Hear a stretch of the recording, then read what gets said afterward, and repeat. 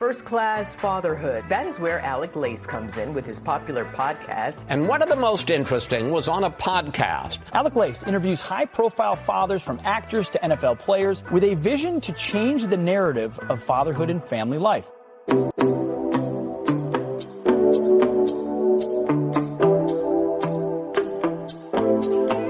Welcome, everybody, to episode 648 of First Class Fatherhood, a family-made media podcast, and we are going to have some fun today with Gabriel Conte. Gabriel Conte is an entrepreneur, musician, digital creator. This guy is a YouTube star, a social media star. He's got tens of millions of followers on social media. He came up during the Vine scene, if you remember that.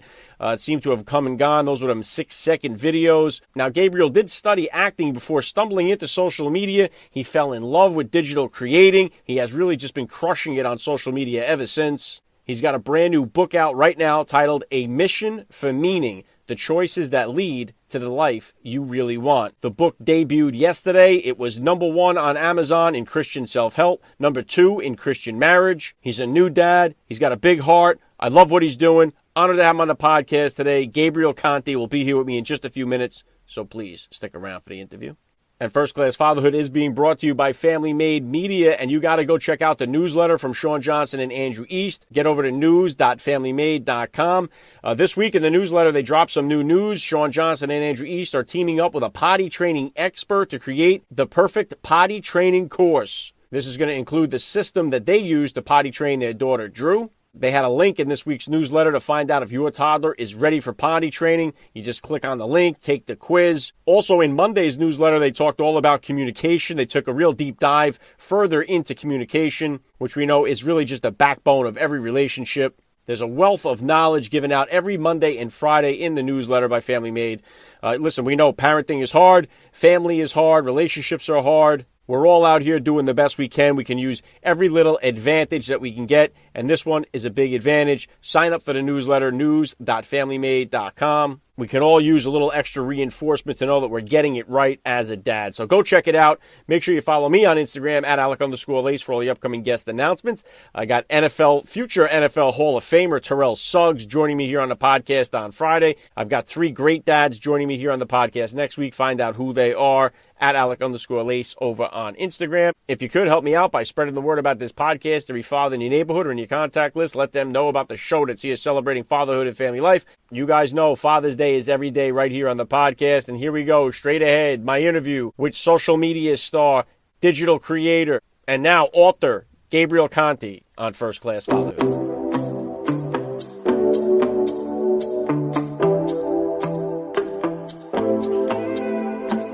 Joining me now, First Class Father, Gabriel Conte. Welcome to First Class Fatherhood. Thank you so much for having me, man. It's a pleasure to be here. All right, I know you're new to the game here, but let's start it like this. How many kids do you have? How old are they? I have one, and she is almost 3 months old. Very cool. You looking to run it back? You ready for another one, or are we going to hold off for a while? Listen, I'm trying to convince my wife, but she has more of a say in that than I do at this point in time. Yeah. Yeah, right on with that. If you could, Gabriel, please just take a minute here to hit my listeners with a little bit about your background and what you do. Yeah. So my name is Gabriel Conte. I'm a husband, father. My wife's name is Jess. My baby girl's name is Micaiah, and I'm publicly known mostly for an influencer, my content on YouTube, a creator, that sort of stuff. So I came up doing Vine videos back in the day. If you remember the Vine app, the short 6-second videos, just being goofy on there and making little skits and stuff. But then that evolved to doing more vlog type stuff on YouTube. And my wife and I, when we met, we started sharing our life on YouTube, and that has kind of progressed into what we are doing today. Just really trying to be authentic and share basically the story of our life through video on our YouTube channel. It's called Jess and Gabriel. And and then since then, now I'm now an author. And that's why we're here today. And it's a really weird thing to say, but it's a pretty surreal moment for me with the book and everything.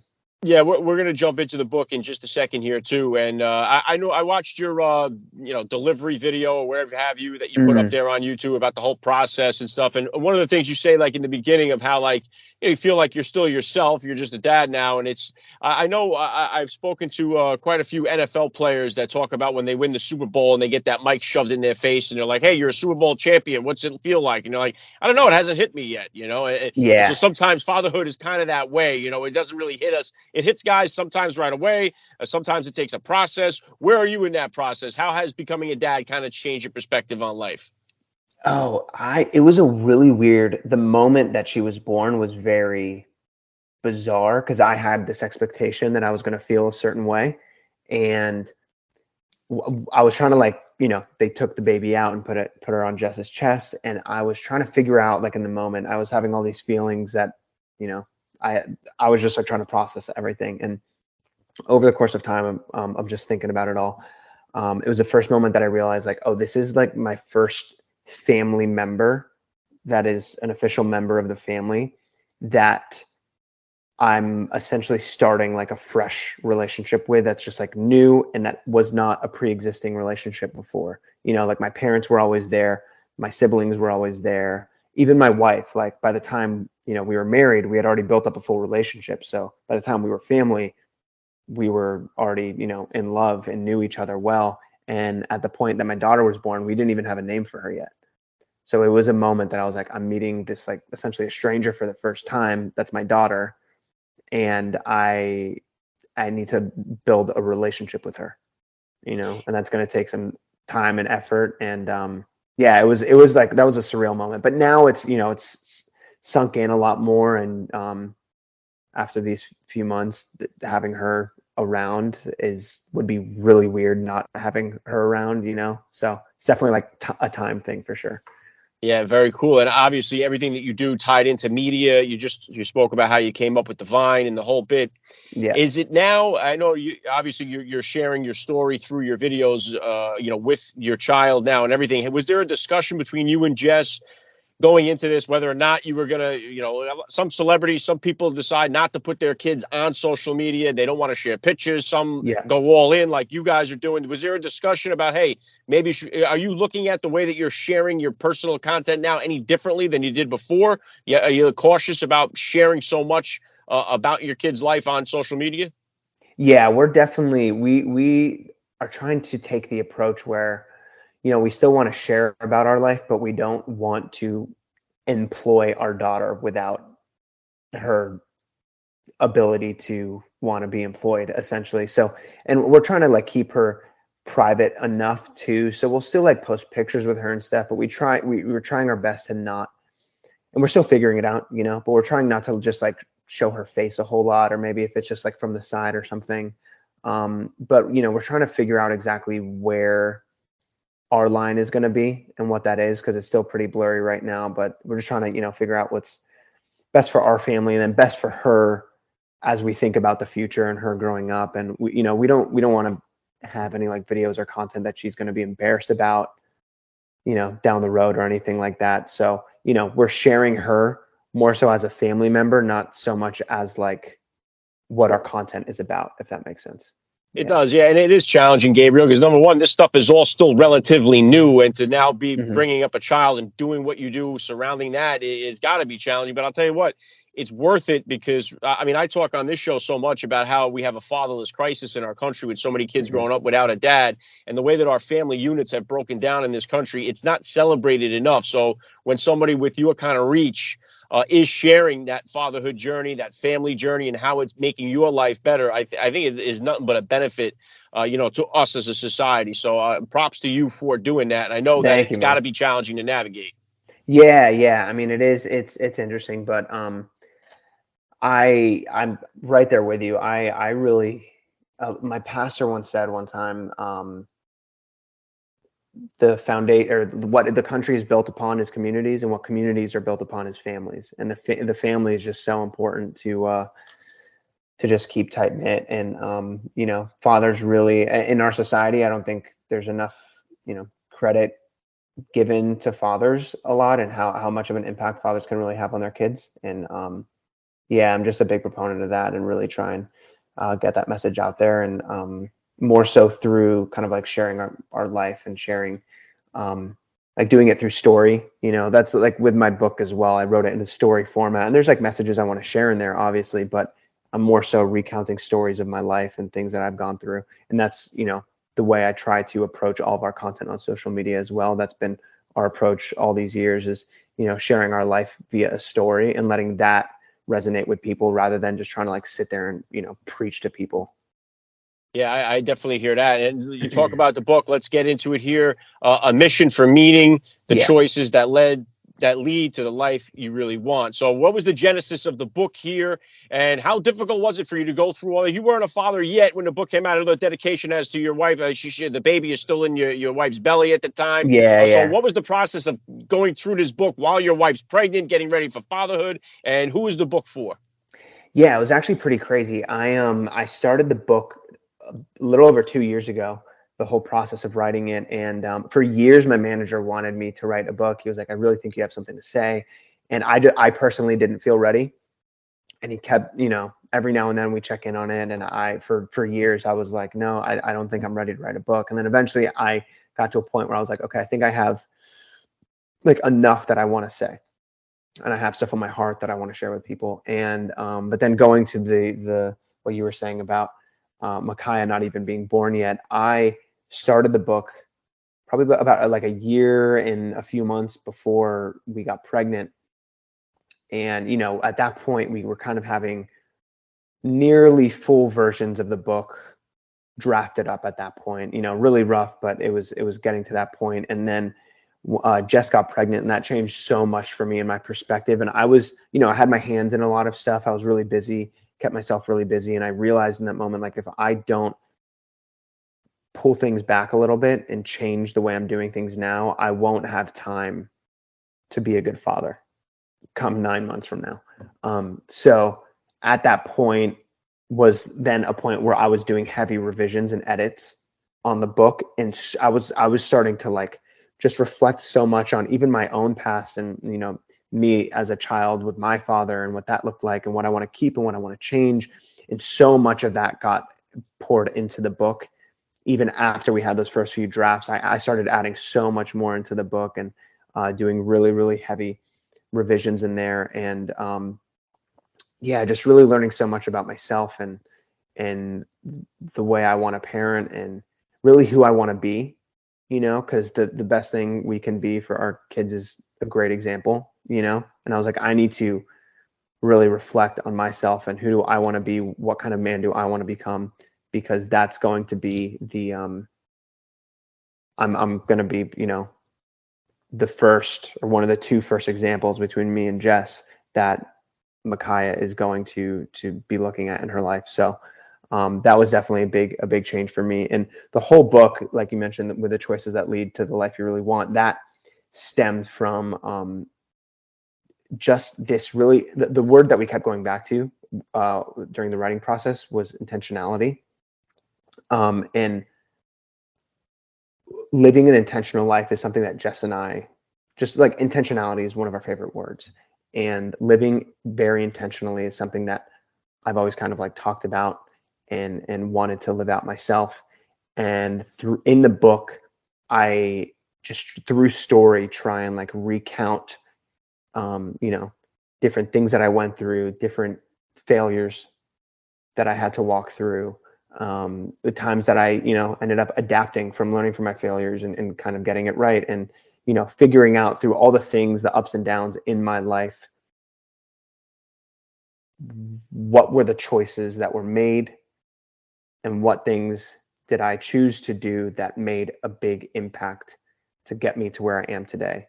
And that's really like the message of the whole book is, we're all on this journey to try and find meaning in our lives and try and find purpose, and kind of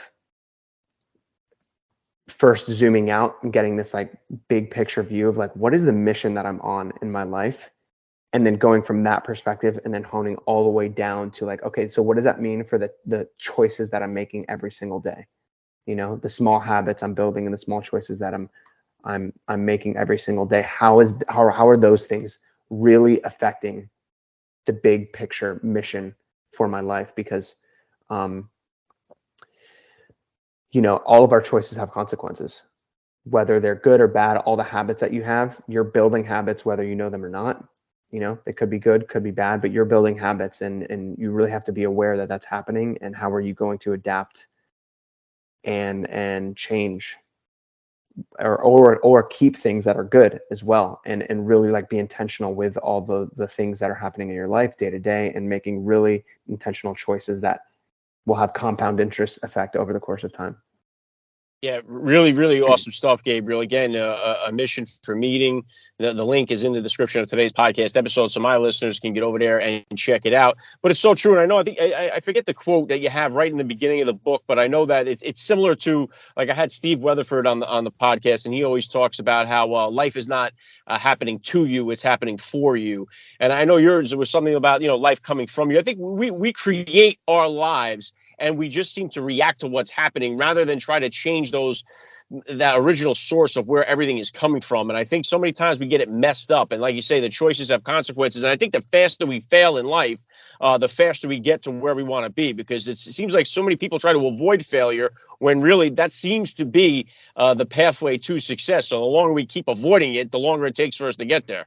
Yeah, I love that, man. Yeah, the faster you fail, the more you'll succeed is pretty spot on, because if you're too afraid to fail and too afraid to jump in, then you're just going to remain stagnant, and really you're going to end up moving backwards in the grand scheme of everything. So yeah, I totally agree with you on that, and making those choices that are going to affect our life long term. Yeah. And so what has it been like for you to watch? Listen, one thing I encourage guys, I always encourage young men, have kids, start a family. The younger Mhm. you are, the better it is. And especially when you're in a relationship, it really changes the whole dynamic. I mean, you date your wife, and then you marry her, and that really changes the relationship. But having a child, it totally changes the relationship that you have. And it's an experience you can't get until you become a parent. So what has it been like for you to watch your wife, Jess, become a mom and take on that role of motherhood? Oh, it's been wild. Like, seeing her give birth was one of the most. It's been like amazing seeing her, go through the journey of pregnancy, but then giving birth and going through that, and bringing life into the world was there's just such a new profound respect that I just can't really put into words. It's really amazing. Like, she really just crushed it. No epidural too. She was just, fully dove in there and wanted to make it happen. And I don't know. It's just like the miracle of life all in and of itself is, it really is hard to put words to. And seeing her go through the process, and then seeing her as a mother just nurture Micaiah and just take care of her the way she does is just so amazing. And it really, for me, it made me realize, like, oh man, I was, I not that I was, but I could even live way more selfish. And now it's my life isn't for me, my life is for my child now. Like, I need to. I remember the first night I was like, I can't go to sleep. The baby's gonna die if I go to sleep. That's like literally my thought process. And yeah, it's just like really cool seeing how much it just makes you grow and kind of like points out your flaws a little bit. And I'm sure, once Micaiah's running around and, pushing our buttons a little bit more, it's going to bring a whole new set of things that we need to reflect on in ourselves when we start getting impatient or angry or anything like that. So, just going through that process is great. Yeah, it gets better with each and every stage that they go through. So it's so much excitement coming your way for sure. And I know you mentioned there your pastor earlier there. How important is your faith, Gabriel, in your life and in raising your daughter? And what would you consider to be some of the top values that you hope to instill in your daughter growing up? Yeah, I mean, it really gives a guiding compass, like a playbook of sorts to my life, and to what I want to instill in my family and in my children. And a big thing that I really like is kind of seeing the biblical view of family, and seeing a lot of the pros and cons that are exemplified in the Bible, and seeing how that can impact the way I help shape my family, if you will. And it's been really good. In the back of the book, I talk about like our family and the mission statement that we have for our family, but it really helps hone in our family being on a mission together and kind of having the household as kind of like this headquarters, mission HQ, that then our whole family can go out in the world and then impact people that way, rather than, me kind of having a separate life out of the home with my work or my career or whatever it may be. And then I come home just to kind of like recharge to then go back out and do what I'm doing, and having it all integrated and part of the same,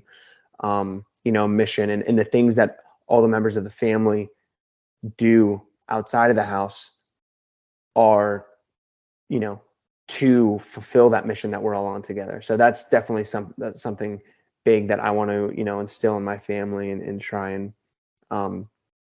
make a priority for us. And, I'm pretty green to the whole fatherhood thing. So there'll be an update in the future years of, how that goes, and how I've adapted what I've been doing and stuff like that. But Yeah, well, we all have to be green at fatherhood at some point. So yeah, there's no doubt about that. And obviously, listen, I'm green at what you do here, because this social media stuff has really changed the way that we live. And I yeah, got I got two teenagers in high school. I got my younger guy's 11. He's got a YouTube channel doing the YouTube shorts. Everyone's trying to figure out how to do all nice. these things.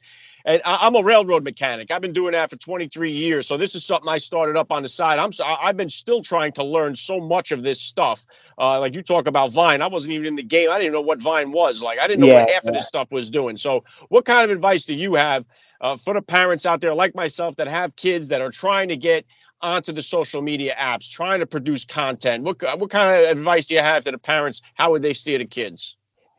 yeah. I mean, when it comes to, I guess if you're someone like you, is like personally trying to, make content and do all that, it's one thing that I tell people, because I've been in it for a while now, almost 10 years actually. And what I tell people is that today is much harder than it was if you started yesterday, but today is much easier than it will be if you start tomorrow. So it's, everything is constantly adapting and changing, and things might get more complicated or become more oversaturated. And if you start now, that means you have more time to learn, as you start working on it. And, your first piece of content's probably going to suck. And so are the next like 20, 30, 100, 100 pieces of content. They're probably not going to be good. That's just the nature of it. And you have to refine your craft and get better over time. I think the scary part is that it is public. When you post something, it is out there for the world to see, and that, you'll have opinions and people saying whatever about your content. But if you know what it is you want to be doing and the kind of content you want to be posting, it's going to get better over time.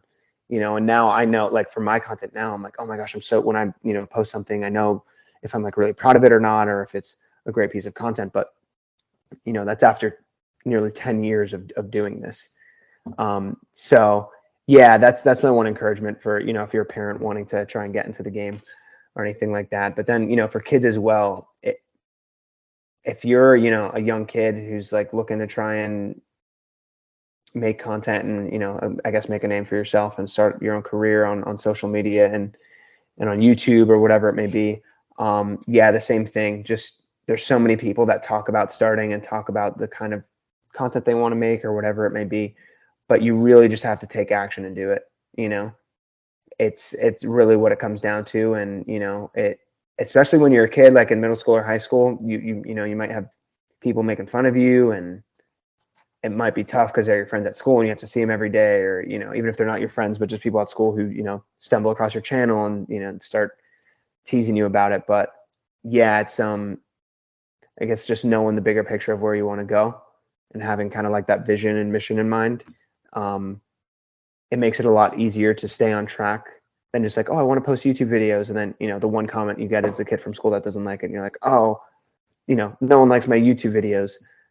Knowing where you want to go kind of is able to, I guess, light that fire under your butt, or give you that steam to kind of keep going, because what you're doing is not, to please that one person and their opinion about you, that might be negative. It's for the bigger picture of where you want to take things. Yeah. Yeah. Very well said, Gabriel. Yeah. And in the middle school, they'll tease you a little bit, but I can tell you this, when you work for the railroad, they break your balls when you start doing stuff like this. There's no doubt about that. And obviously you got the book, A Mission for Meaning, out now, available now. Link is in the description of the podcast episode. What's next for you? I know you got the 3-month-old at home. What kind of projects, what goals, what's coming up next for you here? Yeah, I mean, my big picture goals, when I started on Vine, I was actually in acting school then, and that's always been a thing. I grew up doing theater, so that's just been a big part of my, life is performing in that way. And, I fell in love with film and TV from a really, really young age, and really trying to lean into, and I'm still figuring that out, like I don't have it all together, but I'm trying to figure out where to take that part of my career, because I've done acting gigs in the past, and I lived in LA for 5 years, kind of doing that whole thing. So I do have that experience, but I'm trying to, lean into the digital market isn't going anywhere, and it's just continuing to get bigger. And, but I do really like, I love scripted, film and TV, movies are it just resonates with me. I don't know what it is. So I'm trying to figure out what that looks like for my career, and how I can maybe, not so much merge the two, but how they can both work together, the content that I'm making and the career that I want to continue to pursue in film and television, to kind of complement each other in that way, instead of it just being a completely separate, I make vlogs about my life, also I'm trying to audition for a movie. There's definitely a crossover there that I'm still trying to figure out, and that's kind of the journey that I'm going to be on in the future. That's like more of a long-term thing of figuring out, how to achieve those goals of potentially making my own movies one day, and shows or whatever it may be. So yeah, that's where I'm headed. Yeah, well, the sky is the limit. No doubt you'll crush what's coming next with the success you've had so far. So props to you for what you're doing. I love what you're all about. So last thing I want to hit you with here, Gabriel, I know you're new to the game here, but I love to ask all the dads I get on the podcast, what type of advice do you have for the other new dads out there, or for those about to be fathers who are listening in? Oh yeah. Help your wife when she needs help. I mean, I'm preaching to the choir here, because I can often get so preoccupied with whatever it may be that I don't know, if it's work or I don't know, even like I started watching a YouTube video and I'm just focused on that, and I zone out and, don't hear my wife, dealing with a baby. So just trying to be more intentional with helping her when, like I can't breastfeed, but when she's done, I need to be there and be like, okay, can I burp the baby for you, or whatever it may be. So that sort of thing. And I, even right now, seeing how that was kind of affecting me, I deleted YouTube off of my phone, just so I wouldn't get caught up on, because I found myself, it was a bad habit that I found myself doing, is like I would take a break from whatever it is I was doing, and then I just like sit down and open YouTube and be like, oh, okay, what can I watch to kind of like pass the time? And I realized that was keeping me from helping Jess when I could have helped her in those moments of free time that I had, whether it was between work or even in the evening, between whatever it was that we're doing at the time. So that's, yeah, I'm preaching to the choir here, but that's my one piece of advice, is figure out the best way that you can help your wife with a baby. Yeah, I love the message. This has been a lot of fun for me. I got to say, Gabriel Conte, you're a first-class father all the way, and thank you so much for giving me a few minutes of your time here for First Class Fatherhood. Thank you. You have been listening to First Class Fatherhood. First Class Fatherhood is a family-made media podcast. Please visit www.firstclassfatherhood.com or www.familymade.com to find out more details. You can order First Class Fatherhood advice and wisdom from high-profile dads on Amazon.com or wherever books are sold. Thank you for listening to today's podcast. Proverbs 22:6 tells us, train up a child in the way he should go, and when he is old, he will never depart from it. God bless, and I'll catch you next time.